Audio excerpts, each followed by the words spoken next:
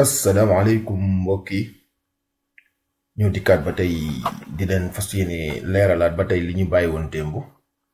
te mooy lejj bi nga xamante ni si génn na fi ci Italie te mooy li ñu tudde maye kayit démb nag comme niñ ko waxee ci Gazette Ufficiale bi moom lañ doon liir di ko liiral ñëpp démb ñu wax premier cas bi mooy ñi nga xamante ni si ñoom mën nañoo déposer pour am juróom-benn weer temporaire pour mën a dem wuti liggéey suñ ko amee ñu door leen koy defal permesso lavoro parce que 6 mois yi mën nañ ko convertir permesso lavoro bokkul ak 6 mois wu asile politique. léegi ci ginnaaw loolu noonu tey jii ñu fas yéene leeral beneen cas bi muy deuxième bi parce que ñaari option ngay am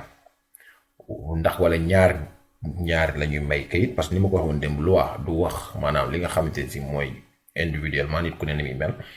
waaye day joxe ay cas ni ku mel nii mën ngaa am lii donc premier cas bi wax nañ ko mooy ñi seen séjour jeex à partir de 31 octobre buy passé te ñu mës a liggéey Colf wala Badaan te ñooñu mën nañu présenté wu seen bopp loolu wax nañ ko te ñu ñëw ci deuxième cas bi moom li mu wax kii bi Gazette Ufficiale wala décret bi wala legge bi mooy que ni bépp la wax nit koo xamante ni si dangay irrégular wala même sax nga régulare parce que peut-être que yaa ngi permis de soggiorno boo xamante ne muy 6 mesi richiedenti asilo yi wala nga yore beneen permis de soggiorno boo xamante ne si maanaam bu temporaire buy jeex la donc su boobaa yow xam nga régulare nga waaye këyit boobu dafa temporaire maanaam day jeex te bu jeexee amoo pouvoir wala amoo doole mun koo convertir su boobaa kon ci maye këyit bii nga bokk may wax ni képp koo xam ne daal par exemple bokkoo ci ñële maanaam. amoo séjour bu xamante si jeex na 31 octobre ba léegi wala am nga ko mosoo liggéey Colf mbaa Badante mbaa agriculture wala am nga ko ba pare sax nag waaye am nga koo xamante ni si taxaw na pour jël la parce que nañ ko leeral ku am loolu yëpp waaye ci loolu yëpp boole na ci am nga datooru lavoro maanaam am nga koo xamante ni si maanaam mën na la jël su boobaa bii option bii moo gën ndax option bii li tax mu gën mooy. su fekkente ni si option bi am nga ko dugal nga kayit su kayit bii génn yàgg sa patron yéenay signé contrat kon donc dootoo am permesso temporaneo waaye permesso di lavoro directement ngay am doo fi jaarati ci xaar 6 mois di xaar ndax da ngay wari liggéey wala doo ko wër mais da ngay am permesso soggiorno di lavoro directement permesso soggiorno boo xamante ni si boo xësee ba am bu jeexee su la neexee nga wuti contrat renouveler ko su la neexee nga wuti licence renouveler ko su la neexee sax nga demander un anno di attesa di lavoro. parce que am na fii Italie prévoir na loolu ku am permesso lavoro boo amul liggéey sañ nga demander permesso attesa di lavoro boo xam ne dañ la koy may benn yoon buy war a durer 1 an donc bu boobaa bu fekkee am nga ku la jël nga am benn sax bii moo ko gën parce que bii da ngay am permesso directement doo xaar dara te bu dee bee dañ la koy jox 6 mois ni la nga dem wuti liggéey kon différence bi am na foofu. ginnaaw loolu bii nii ñu ni képp koo xamante ni si stranieri wala extracomunitari boo xamante ni si yaa ngi liggéey fii ci Italie. yaa xam da ngaa régulare ndax da nga téye permesso xëy na bu 6 mois wala boo xamante ne si dafa kii yaa xam da nga irrégulier maanaam amoo séjour amoo ko mën nga dugal kayit bii mën nga dugal bii nag ni nga xamante ne si moom lañ koy dugale mooy maanaam sa patron wala ki ngay liggéeyal moom mooy présenter demande bi li nga xamante ne si moo ci génni mooy sportello unico dell'immigrazione lañ koy présenter sportello unico dell'immigrazione yi nag préfecture yi ñoo koy gérer. moo tax sax province am na ko donc ñooñu ñooy ñi nga xamante ne si ñoom lañ koy accorder léegi nii demande boobu noonu nag ban façon lañ koy defee ndax nit ñi dañuy dem ba foofu wala dañ koy def via télématique loolu leeragul mais dana am circulaire bu génn bu ko leer te man moom njort naa ne via télématique rek lay doon ndax feebar bi ñuy bañ nit ñi mbooloo ragal naa ne duñ fa woote mbooloo donc nañ prévoir via télématique loolu laa yaakaar tey si parce que mayo yu mujj yi fi jaar yi moom lañ ko def. jàlloon na bu baax moo tax ma gën a gëm te préfecture actuellement presque ñi ngi gën a doté wu ci lépp loo xam ne dañ koy def rek nga xam duñ jot ci sa nit ki dara lépp via télématique lay doon en général donc ma gën a gëm ni moo tax moom lañ koy def mais xam naa dañ génne benn circulaire bu koy leeral nan lañ koy defee ban façon ak lan lañ soxla donc ñu ni looloo booboot képp koo xamante ni si maanaam le 8 mars fekk na la fi ci kaw ñu mos la photo mbaa ñu mos a jël say empreinte mooy premier cas bi wala le 8 mars fekk na la fi ci yow nit ki ci boppam nga mën a indi preuve buy wane ni 8 mars fekk na la fi preuve nag comme ni ma ko waxee woon démb rek preuve bi ñu gën a bëgg mooy bi nga xamante ni si dafa jóge ci administration boobu moom mooy bi gën a baax te it boobu lañ gisagu mais preuve yi suñu xaaree li wér mooy daañ génne circulaire buy wax ni ñoom it ban preuve lañ bëgg su ko defee ñu jéem ko wut ndax am na sax ñu naan preuve carte consulaire mais carte consulaire moom man am naa ci doute ndax dafa am année boo xam ni carte consulaire gars yi dañ ciy def lu doy waar ba moo tax année yii mujj moom carte consulaire nekkatul woon preuve année yii mujj moo tax sax ragal naa ne bii baay du ko nekk waaye comme génneeguñ yan preuve lañ bëgg kenn mënagul a wax yan preuve lañ bëgg mais daal bu administration moom parce que bu administration bind nañ ko ci décret bi ne moom bëgg nañ ko maanaam bu jóge ci nguuru Italie yaa xam muntu la yaa xam mandat d'expulsion même sax mandat boo xam dañ la bindoon benn feuille de via même sax yaa parce que ñun bindal feuille de via moom jël nañ leen ci photo ak empreinte donc ñooñu mooy premier cas bi ñu wax mais nag xëy na foo kii jógee ci administration mooy ñi nekkoon ci hôpital ñi mos a entré ci hôpital ñi mos a dem maanaam même sax ñi nga xam mosoon nañu ab abonnement bu bindu tur defe naa dem waxoon naa ñooñu ñëpp ci leen bokk maanaam boo amee preuve buy wane ni daal am nga fi déclaration de présence une lettre 660 ouvert attestation constitue documentation et de certe proveniente de organisme public yéen nga ko noonu mais li wér daal organisme public yi moom public yi daañu ko laaj maanaam képp koo xam buy jógee foofu moom preuve boobu moom daañu ko accepté léegi nag yeneen preuve yi ci des nag xëy na moom ñoom ñoo koy xool bu circulaire bi génne moom dana wax ndax d'accord na yeneen preuve wala déet ba pare mu ni pour nga mën a dugal ci kayit yooyu foog nga am koo xamante ni si maanaam mën na laa jël maanaam mën na la jël nga liggéey mais kookoot dafa am noo xamante ni si moom la war a mel maanaam dana am ñoo xam ne mënuñu ko dugal dinaa ko lim pour ñu dugal la ci aussi tamit da ngay fay benn forfait wu 500 euros ki lay dugal day fay maanaam sa docteur la dafa war a fay 500 euros pour mën la dugalal 500 euros bi nan lañ koy fayee fu ñu koy fayee xam naa après lay ñëw yii passé nag moom poste lañ ko daan fayee jël recevute booy dugalaale ko ci demande bi noonu la daan demee yii passé mais bii pas moom ba léegi xëy na daañu indiwaat benn circulaire boo xamante ni si moom itamit dana gën a leeral maanaam ci noonee nan la ñuy fay ak nan lañ koy dugale léegi li nga xamante ni si moom laa bëgg a leeral bala may jàllit maanaam ñu bari dañ naan contrat nan lañ koy defee ñu bañ a juum bañ a jaawale lii du contrat de labor bu ñu lay defal mais sénatoriat wala boog dañ lay sanaare maanaam kee dafa wàccoonu yoon léegi day bind wane ni man damaa bëgg a yéeg yoon nekkul contrat boo xamante ni si këyit la comme Unilab ni muy mel nga xam dañ la koy defaral commercial def la ko jox la nga signé ñu signé nekkul loolu mais en général moom laay wax leen bu ñu toogee xaar daañu génne ban circulaire nan lañ koy defee mais li nga xam ne actuellement yi daal moo actuel te mu wér te wóor mooy wala ñu yaakaar ko trop ni moom mooy war a am xëy na ñu def ko via télématique maanaam online te bu boobaa ki nga xamante ni si mooy sa datooru la war wala ki nga xam moo la bëgg a dugalal su boobaa document d'identité la ñuy soxla wax nañ leneen aussi tamit loo xam ne c'est très important mooy que ni kiy dugalal nit kee daañ ko laaj déclaration rédito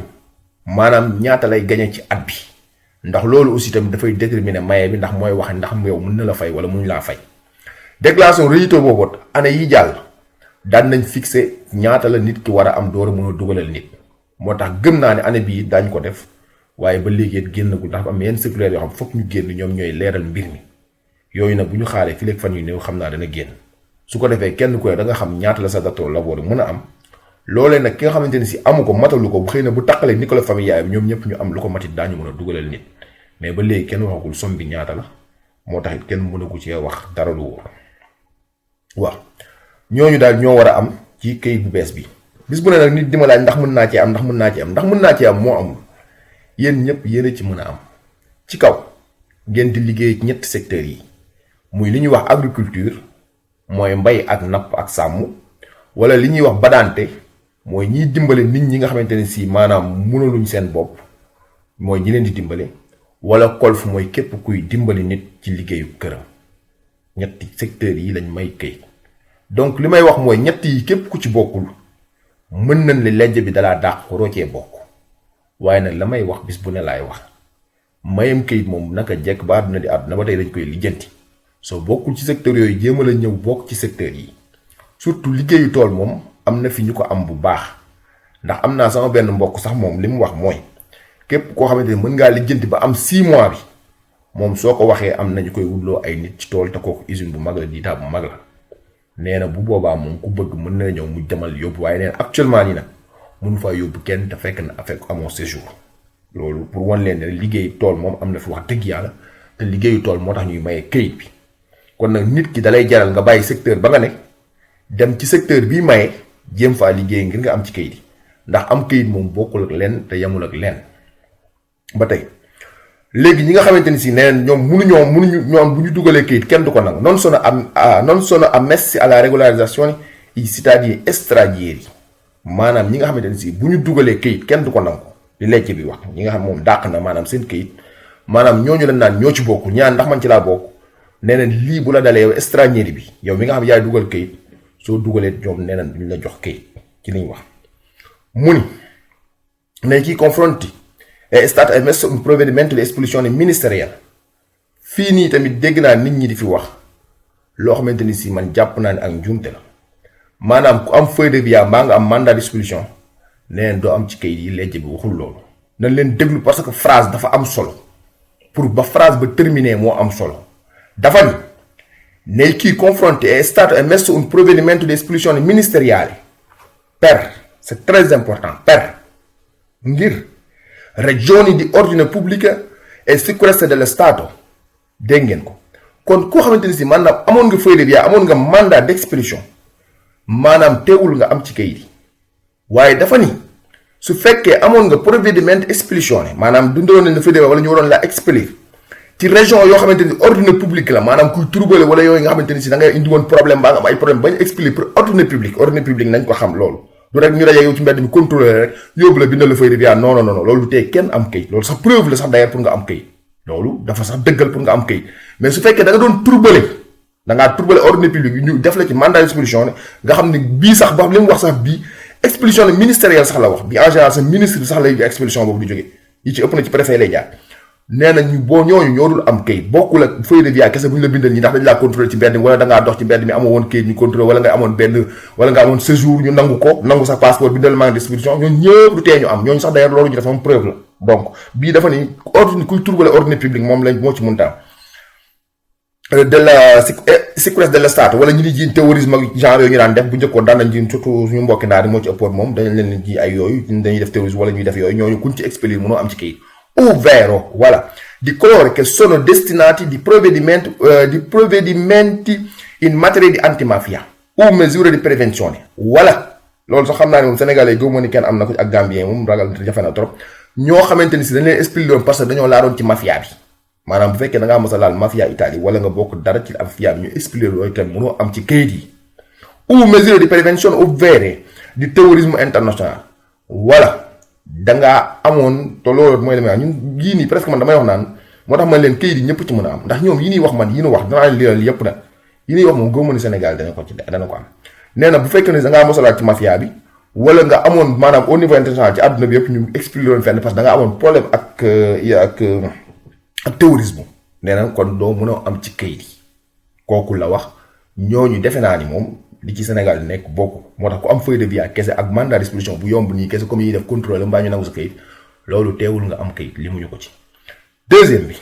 mu risultano segnalati anche in base e accordi in convenzione internazionale in vigore per l'Italia ai fini della non ammissione nel territorio dello Stato maanaam Italie dafa am pays yoo xam dafa signé ak ñoom convention ci ni man su ma fi génn surtout Schengen bi sax la d'ailleurs en général que ni yow buñ la expulsé France mënoo ñëw fi am fi kayit yooyu lay wax mais tamit expulsion bu France boobee lan la loolu daf ci am solo parce que lii fii itam jurisprudence daf fiy joué parce que loi bi nga xam moo nekk Italie maanaam muy expulsé nit dina rek ci dayoo dajale contrôle expulsé mun laa xañ kayit kon buñ la ko defee France fii boo fi ñëw waru laa mën a xañ kayit waaye nag bind nañ ni ku France interdit Schengen bi territoire Schengen bi soo ñëwee boo dugalee wala Espagne wala Portugal wala fu ñu am convention ñoom Italie daal ak kooka dëkk boobee maanaam dëkk bu ñu amal convention dëkk boobee ni mootoo dund ci seen territoire neen aussi tam fii mun na la bloqué loolu mu ni ñeneen bi beneen cas bi troisième bi mu ni condannati anche con sentenza non definitiva maanaam buñ la tëjee même bu sentence bi définitive fii ci Italie ne ni fi sentence définitive mooy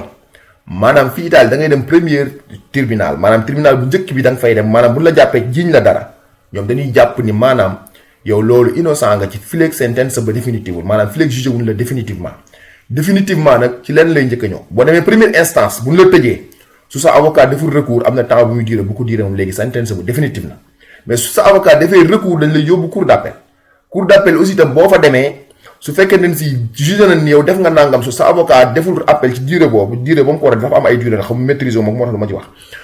bu boobaa sentence boobu day définitif su sa avocat ñaanee appel da ngay dem cassation nag moom foofu la yëf yi yam foofu moom bu ñu la jugé pare amatul dara bu boobaa day définitif li mooy sentence définitif loolu ñëpp xam nañ day gudd day duré fukki at ak ñaar fukki at lu topp ak nangam sax ñaar fukki at moo xëy du fa yegg parce que prescription dafa am maanaam dañ leen dem sax bu mën la ko baal donc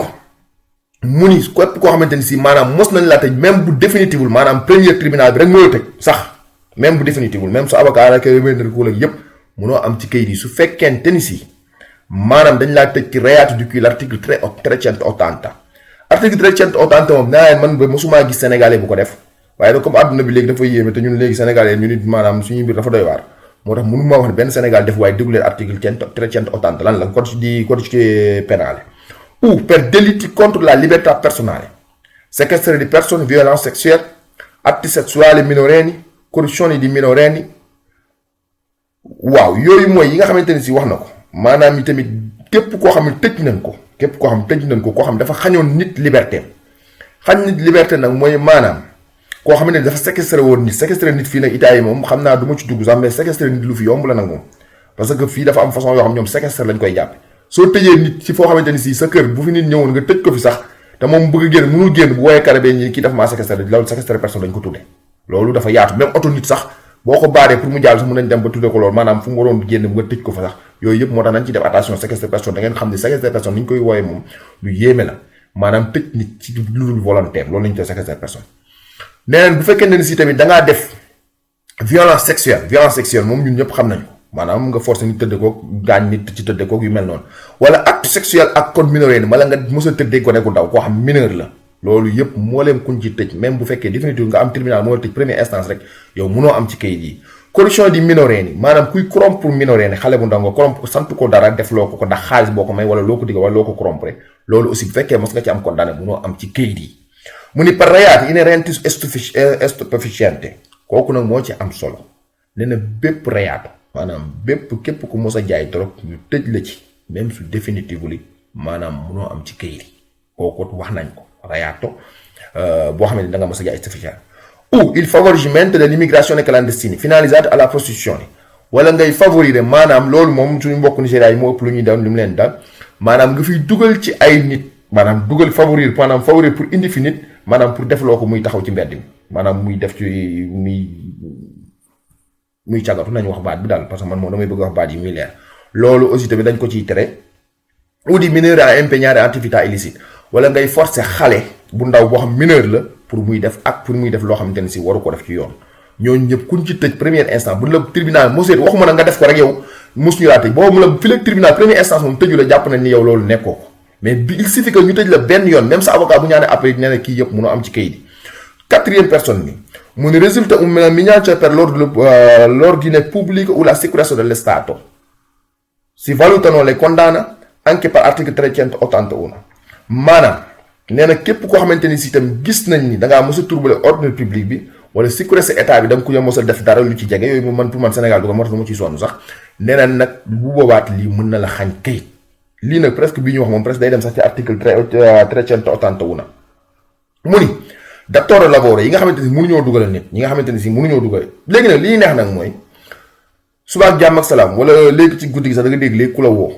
ni la man sama datore lavoro man dafa ni la man dañ maa mos a jàpp ci sàcc dañ maa mos a jàpp ci nanga est-ce que mën naa dugal mën ngaa dugal bu dul limul yi nga xamante ni si lim nañ ko boo ci bokk rek mën ngaa dugal léegi jarul wax yow sa kaani est-ce que mën naa dugal loi day wax nangam ak nangam ku ko def mënoo am nangam boo bokku ca nangam jooju rek bokkoo ci léegi loolu aussi tam c'est très important ñu bàyyi ko xel léegi date in vigore maanaam bi legge bi duggee li commencé le 1er juin ba le 15 juin lii nag moom yéen ñiy liggéey seen datore lavoro yi c'est très important pour ngeen won leen ko mooy numéro 8 bi parce que daf ci am ñoo xamante ne si dañ la bëgg a dugal sa mais dañuy ragal dañuy def bu la dugalee yoon da leen di topp dara wala yu mel noonu fii nii bind nañ ko fi ci gazette officielle bu ngeen leen ko ne daañu xam loolu mu ni yoon booy wax ba tey mu ni bu legge bi commencé di 1er juin ba 15 juillet maanaam nee na yoon toppul kenn ci liggéeykat bi ak ki ko jël per l'impiego del lavoratore per il quale è stata presentata la dichiarazione di emersione anche se di carattere finanziario, fiscale, previdenziale o sentenziale mu ni maanaam yoon toppul kenn koo xamante ni si dugalal nga këy liggéeykat bi nga xamante ne si yaa ngi ko doon liggéeyloo moo xam da nga ko doon liggéeyloo te fayooloo ko ci état bi moo xam da nga ko jëloon irrégulièrement kon donc yoon topp leen ñoom loolu nag wan leen ko dafa am solo pour ñoom ñu xam ni maanaam yoon topp leen ba daañu la mën a dugalal kayit tey buñ la dugalee kayit mooy seen avantage ndax boobaa da ngay légal léegi su ko fee da lay mën a defal contrat ngeen di mën a liggéey bu contrôlé du mën a ñëw da ngeen di nekk seen jàmm per l'ingresso per il soggiorno illegale nel territorio dello Stato mu ni doy léegi ni immigré bi looloo tax nag fii nii dinaa préciser lu am solo te dinaa ci ñëwaat sax nag fii nii li mu wax ni moo am solo per l'ingresso il soggiorno illegale nel territorio dello Stato maanaam li nga fi duggoon yow te amoo woon kayit léegi yow yoon topp la ci dara ba moo tax may wax fii nii laa waxee ni ñenn ñi nga xam dañoo demander asile te maa ngi ciy ñëw nag loolu dinaa ci leeral lu leer nañ mooy dañoo war a renoncer wu seen asile boobu ñu demandé woon dañ koy renoncer pour mën a nekk ci lii parce que Questura day nangu sa passeport booy demander asile Questura dafay nangu sa passeport pour nga jot ci passeport foog nga renoncer ko boobu sax ñooñu sax yomb na ñooñu naa ci ñëw mais cas bi ñi muy gën a laal mooy ñi nga xamante ni dañ leen a contrôlé woon fekkoon leen ak passeport wala ñu yoroon seen passeport Questura yóbbu woon leen nangu seen passeport su boobaa bu legge bi duggee en vigueur nee na ñooñu yoon toppatu leen dara maanaam dootu ñu leen toppee li ñu soggiorno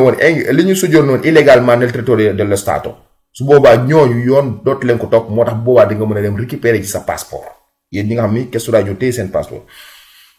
Non sono in ogni caso sospesi procedimenti penali nei confronti dei datori di lavoro per le ipotesi di reati di maanaam nag nee na loolu ak nu mu mën a demee maanaam datori lavoro bi ñi nag moom kenn baalu leen lii. Favoreggiamento dell'immigrazione clandestina finalizzata allo sfruttamento della protezione delle strutture dei minori e della riduzione in schiavitù maanaam képp koo xamante ni si lii moom presque booy seen ñi ne ci tool yi nag xam nañ li may wax seen caporal li ñuy def caporal ñoo en général liggéey bi ñoom lañ ciy tëj ñu ci bari mu ni baal moo tax yoon nag baalul ñooñu nga xamante ni si danoo mos a def favorisme à l'immigration clandestine maanaam ñi nga xamante ni dañoo dimbali woon nit mu dugg ci Italie ci loo xamante ni si du yoon ak ñi nga xamante ni si tamit dañoo dimbali woon dañoo daan favoriser maanaam di escroquer di sant nit ñi ñuy taxaw di jaay seen bopp ci loo xamante ni si maanaam ñoom ñoo ciy jëlee xaalis maanaam wala tamit ñi nga xamante ni doon escroquer yi tamit mineurs yi maanaam xale yi nga xamante ni si mineur lañ ñooñu ñëpp ñoom kenn wala nga yóbbu nit maanaam nga jàppe nit ba mu nekk jaam am na ñoo xam liggéey presque parce que Italie dafa abolir jaam mais loolu sax moom seulement ñi ci dénoncé ñoo dul bari mais am na fi ñoo xam ne surtout ñuy liggéey ci campo yi presque li leen def jaam sax ko tane moo tax kuñ ci jàpp mos la cee jugé kii nee na yoon bi nee na lii taxul ñu baal la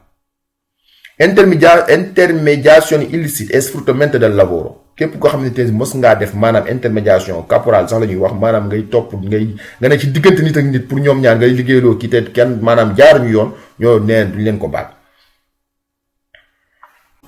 voilà léegi ñi nga xamante ni si maanaam mënuñu dugg mu ni comporte l'inammissibilità dell'istanza sia del comma 1 che del comma 2 maanaam ci bu njëkk beeg bu mujj bi maanaam kii mënu cee am kayit ku mu dal lii maanaam wax nañ laboratoire ba pare léegi datore lavoro bi moom itamit bu fekkee ne si toll na situation dootul mën a dugal kayit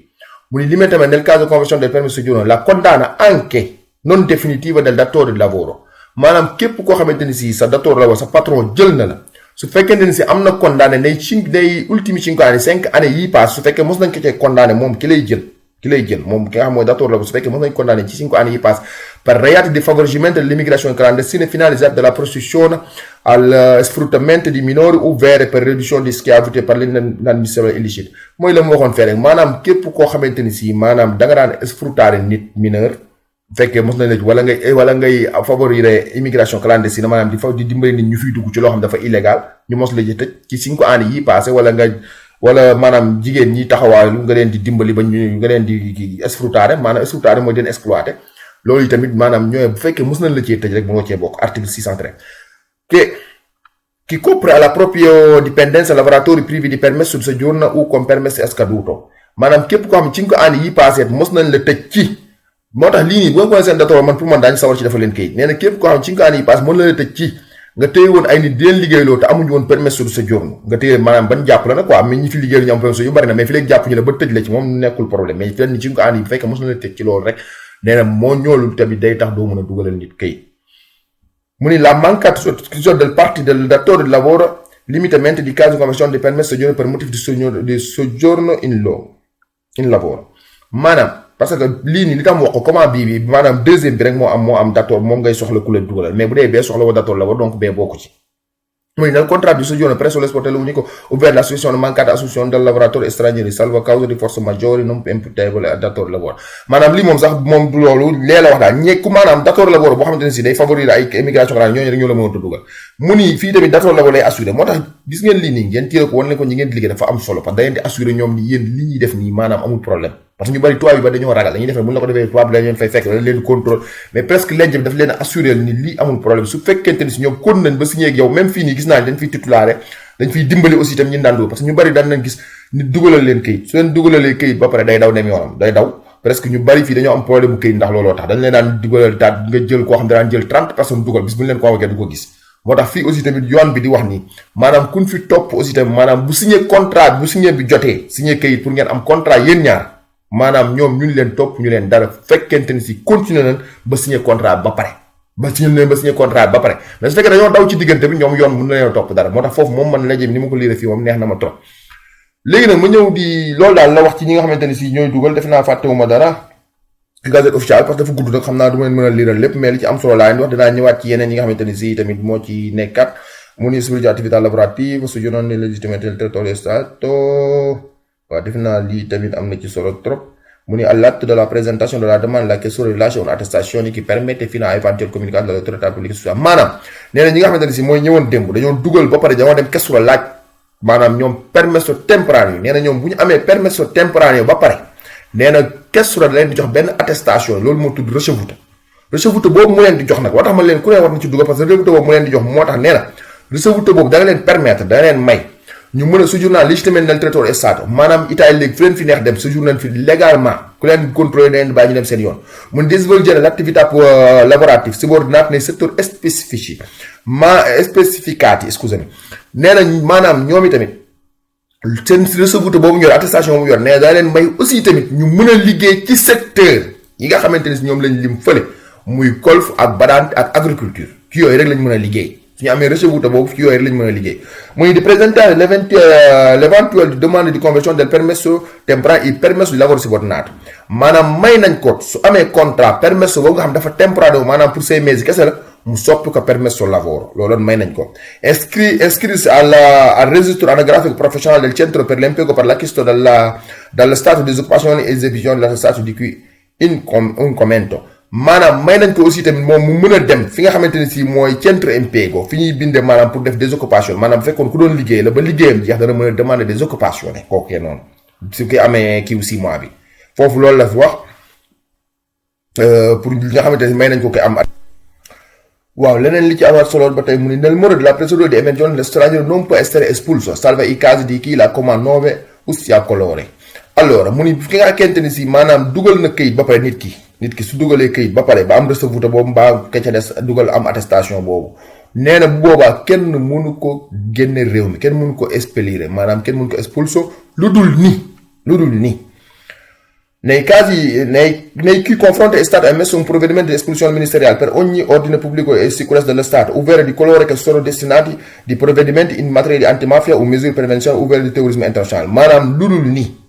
dafa am maanaam ministre bi dañ koy bëgg a expellire parce que dafa dimbali dafay def maanaam dafa bokk ci mafia bi wala dafay def turbulence comme li ñu waxoon fee rek maanaam ñuy turbulence secret maanaam wóoratul pour mu nekk ci état pour mu nekk Italie loolu dañ koy expellire wala muy nekk ci mafia bi ñooñu ñëpp mën na la expellire même bu ñëwee ricevuto bu dul ñooñu nag nee mun ñu ko def résultat non segnalati ai fini di non ammissione nel territorio dello Stato maanaam bu fekkee ne si itam dañoo contrôler gis ñoom maanaam mënuñu fi nekk ci état bi mënatuñ dund fi mënuñu nekk bi condannati anche con sentenze non definite per reati di chi article 380 booy ba ngeen bàyyi ko xel moom yéen ak yooyu moom Sénégal yi gëmu daañu mooy ay reyaat ay ñuy def ay rapina bando armata ak genre yooyu mu ni bu fekkente ni si maanaam dañ la condamné ci article 380 même bu fekkee définitif maanaam boo dugalee képp ñu contrôlé gis ne yow dañ la condamné article ba tey mën na la expellire mën na la bindal maanaam expulsion ba pare tamit ne ñi def comme li mu waxoon fee ñi def favorisement à l'immigration clandestine bu la ci mosee tëjit bu ñu gisee loolu dañ mën na la defal loolu résultat na minage par l'ordre public ou sicurezza maanaam fii sax moom daf ko leeral di bi 4e bi mu ne bu fekkee ne da ngaa résultat maanaam da ngaa feeñ yow da ngay turbale ordre public wala da ngaa nekkatu sicurezza maanaam wóoratoo pour ñu lay bàyyi si valutano le condanne anche per l'articolo 388 casi di arresto facoltativo maanaam bu fekkente ne si 388 jot na article boobu moom nei casi di chi comma 1 del presente articolo l'esistente del reato e dei illeciti amministrativi per datore di lavoro e lavoratori subordinati alla sottoscrizione del contratto di soggiorno alla comunicazione di assunzione e il rilascio del permesso di soggiorno nei casi il contratto di soggiorno rilasciato su dati non veritieri è da considerare nul et potrà comportare la révoque de l'éventuel permesso di soggiorno moo tax c'est très important aussi nañ leen ci tey fii nag bii pas bokkul ak bi ñoo xamante ni si maanaam ñi ñëwee ci gaal la wax sax wala ñeneen ñi nga xamante ni daan nañ joxe ay faux nom bii pas moom bokkul ci dafa ni képp koo xamante ni si maanaam joxe nga daat yi maanaam nga wax ni yaa ngi juddoo Dakar fekk nga ni Casamance laa juddoo wala yaa ngi juddoo Sénégal fekk nga ni Gambie laa juddoo wala yaa ngi tudd Ablaye Ndiaye fekk nga ni Mamadou Ndiaye laa tudd nee na bu ñu vérifier daat yooyu bu fekkente ni si baaxul nee na loolu maanaam dañuy révoquer maanaam dañuy dindi sa permis de séjour dootoo amati permis de séjour donc moo tax foofu tamit nañ def attention bu baax ci daat yi ñuy joxe document yu baax yoo xamante ni si wër nañ ñu am nañ ko parce que am tur bii joxe tur bee tamit buñ ko vérifier bu fekkee dafa tombé noonu la nee na dañuy révoquer permis de séjour maanaam duñ la jox permis de séjour loolu aussi tamit nañ ci bàyyi xel bu baax a baax l'extinction des réalités de l'état léegi nag defe naa ni yëf yi leer na naañ ci noonu ko gazette officielle waxe parce que dama leen ko liiral maanaam li mu wax defuma ci samay wax léegi ma ciy profité aussi tamit di leeral ñaar wala ñett mooy li may wax bis bu ne maanaam nit ñi nañu renoncer seen permesso di soggiorno umanitario wala seen permesso di soggiorno asilo politique yi astafurlah humanitaire waxuma ko de comme humanitaire xalaatoo ko renouveler xanaatoo ko renoncer sax xanaa parce que permis de séjour humanitaire dañ koy mën a convertir ak permis de séjour lavoro kooku moom waxuma ko damaa jum maa ngi jégalu ñi nga xamante ne dañoo amee permis de séjour na richiesta asilo bu ma nee nan renoncer dafa am loo xamante ne si tey jii dañ may envoyé ay vidéo ak ay audio legge bi waxul fenn ni ku am beneen permis de séjour na mënoo dugal ci kayit yi waxu ko fenn mais nit ki ci boppam mooy xam ak mooy xalaat loo xam ne mën na nekk ak lu mënul nekk maanaam bu ne nañu renoncer kayit bee door a am kayit bi waxuma subitoo ni boo ko renoncer wul mënoo dugal parce que dugal bi ñëpp yaakaar nañ man nag bokk naa ci ñi yaakaar boog nii via online lañ koy defee te bu boobaa buñ ko cay def say daaj lay laaj maanaam kañ nga judd kañ nga fañ nga màggee sa numéro passeport ak xeet yi yooyu la lay laaj kon donc système bi mënu ko bloquer mënul def dara mais problème bi fu ma jàpp ni fa la nekk ba nga war a renoncer mooy bis ba la préfecture convoqué parce que maye ni mu daan demee mooy da ngay dugal via online après préfecture da lay convoqué léegi préfecture bu la convoqué ba nga ñëw yow taxaw foofu noonu nga signé contrat bi ngay signé yow ak sa datore lavoro mooy KB bi mooy ñi nga xamante ne si ñoom ñooy dem ak seen datore lavoro ba foofee noonu préfecture da lay jox kayit boo xamante ne si moom ngay demee Kestura moom ngay dugal ci enveloppe yi bu dee may passe noonu mu demee woon léegi après nga war a dem teg baaraam pour jël séjour. su boobaa maa ngi défier quiconque ak ku mu la doon ku ko wax ni waruñoo renoncer su boobaa maa ko wax te fii laa koy waxee te ku gis mu am li nga wax li ma wax amul maa ngi lay ñaan nga annoncé ko nga wax ne man diw maa dugal sama kayit waaye demul li nga waxee su boobaa amul benn Kestura ci àdduna bi bu lay bàyyi ak ñaari séjour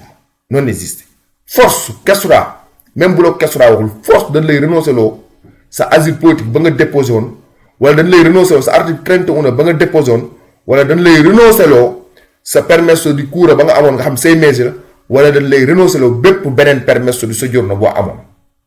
Kestura du joxe mukk ñaari permesso di soggiorno te ñoom amuñu facolté wala amuñu droit wu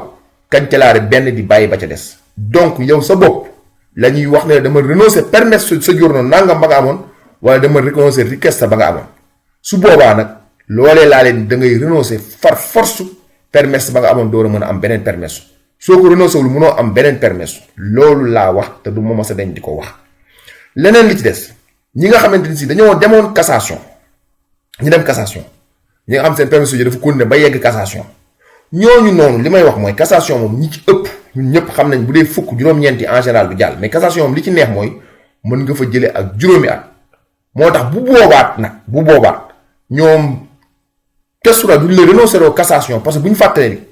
ñi dem cassation ñu ci néew la ñuy jox permesso di soggiorno léegi te mooy ñi seen avocat demande suspensione ñooñu rek ñoo continué woon di am 6 mesi te ñooñu su fekkee cas boobu la bala ñu lay jox beneen séjour dañ lay renoncer loo ñaari séjour kenn du ko am te renoncer woo mais su fekkente ni si dañuy wax legge bi prévoir ko dañuy wax ni mënoo am ñaari permesso di soggiorno parce que nit ki mënuñu ko jox permesso di soggiorno 6 mesi richiesta asilo mu yore ko te jeexagul ñu continué waat di ko joxaat permesso di soggiorno di lavoro loolu mënul nekk force dañ lay renoncer loo benn pour jox la beneen loolu amul kenn ku koy dindi te maa ngi wax fii ci rajo te képp koo xamante ne si dal na la maanaam da ngaa dem Kestura jox la ñaari séjour maa ngi lay ñaan ngir yàlla nga commenté ko ci suuf wala nga wax ne man diw mi de am naa problème def na nii mu dal ma nii ndax man li ma leen di wax la lépp lu ma leen ci wax lu ñu bind la lu ñu teg lay doon waaye nekkul ni dañ ko bindul ne rek noonu lay demee mais ñun ñi yàgg a dem Kesura parce que Kesura ñëpp xam nañ ni yàgg ñu fa yàgg a dem man gis naa ñoo xam ne richiedente asilo lañ defoon biñ demee Kesura am fi doom dem ba am fi doom bi ñu amee doom normalement dañuy am séjour parce que ku am doom bu italien wala européen fii Italie da ngay am séjour ku am doomu européen automatiquement da ngay mën a am séjour bi ñu demee dugal séjour yooyu dañ leen force da ngeen di dem renoncer ji seen requête asilo ba pare doon a ñëw mun ko dugal loolu moom ay nit la ñu ngi may dégg ay yoon accompagné ak ñi ba tey dañoo mu renoncer bee pour am bii parce que ñaari séjour kenn du ko jox kenn du am fenn loolu laa amoon ci lu may leeral beneen bi may leeraat mooy ngir yàlla ak ñeent bi mën naa dugal mën ma dugal bokk naa ci bokkuma ci amul lii moo am ñetti secteurs yi képp ku ciy liggéey am nga droit dugal permesso di soggiorno su fekkente ni si am nga ku lay jël koo xamante ni si moo lay jël ni moom mën na la dugalal séjour niñ koy defee nag contrat nekkatul comme UNILAV waaye mu ne wala mu ne comme contrat yi nga xam nit daan signé ñëw jox la ko mais dañ koy def via online wala ñu convoqué leen su ko defee ñu convoqué leen yéen ñaar préfecture ngeen dem signé seen contrat contrat bi nga xam moo leen di boole yéen ñaar préfecture lañ koy signé mais nag dattoora la war ki nga xam moo lay liggéeyloo bu xasee ba présenté demande bi moom yow léegi mën ngay liggéey ak moom mel nga ne am nga contrat te boobaa dañ lay relâchar maanaam dañ lay bàyyi kayit boo xamante ni si di nga ci mën a dox bépp soxla noonu la maye bi di demee beneen bi ci des mooy ma di ko fàttali ñëpp ku bokk ñett secteurs yi mooy ñi nga xamante ni si ñoom lañ ciblé ñoo ci am boo ci bokkul ak loo mën a liggéey ak koo mën a doon ak foo mën a nekk maanaam lejje bi moom mayu la kayit mayul kenn kayit kurul kuy liggéey golf wala badante wala agriculture loolu laa amoon lu may fàttali di dellusiwaat di gërëm ñëpp di balu àq ñëpp tey balu àq ñëpp wasalaamaaleykum wa rahmatullahi taala wa barakaatu xanaa di préciser leneen rek ñu fàttali ko mooy loi léegi def naa da ngeen gis junni avocat bu nekkoon loo xamante ni si maanaam man damay wax dara rek force loolu mooy am kon du ñu wut ay avocat kon loi dañ ko bind bu leer kon kenn ku ne dafa am interprétation mais man nag lépp lu ma d'ailleurs loolu noo tax tey gazette officielle dama ko jël di lire ngeen di dégg ndax ñu dégg Italie bu ñu ko déggee daañu xam ne lii lañ wax tey mën nañoo dem ca gazette officielle ba seeti nekkul sama waxi bopp dama leen di indil maanaam li nga xam moom leen bind ci lejj bi léegi nag kenn ku nekk na nga koy interpréter moom yaa koy xam sa yow la concerné